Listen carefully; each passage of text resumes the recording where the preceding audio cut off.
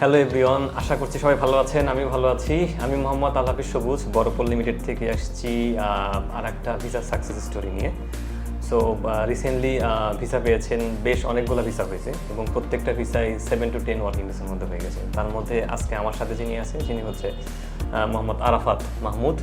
উনি আসলে recently visa পেয়েছে। তা আমি আরাফাত মাহমুদের কাছ থেকে শুনবো ওনার এক্সপিরিয়েন্স কেমন ছিল।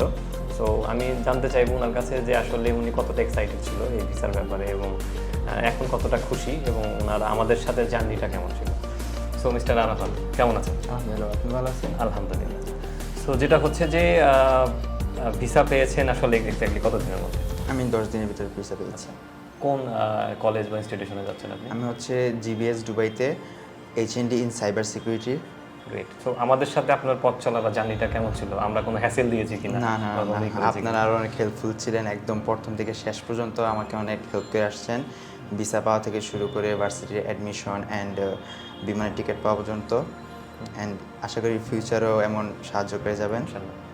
আর যেটা হচ্ছে আমার যেটা থাকে মানে বেশি জানতে ইচ্ছে করে সেটা হচ্ছে যে আমরা কি কোনো মিস ইনফরমেশন বা কোনো মিথ্যা কথা আপনাদের সামনে বলেছি কিনা, যেটা সত্যি সেটা বলেছি কিনা বা হাইড করেছি এমন কিছু? না না, কোনো কিছু হাইড করেননি এবং যেটা সত্যি সেটাই প্রমাণস্বরূপ দেখিয়েছেন এবং সাহায্য করেছেন।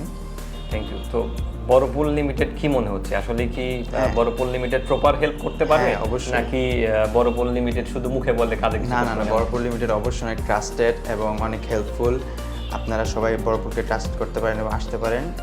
তারা কোনো ফেক ইনফরমেশন দিয়ে থাকে না অথবা কোনো ধরনের হিডেন চার্জ নিয়ে থাকে না।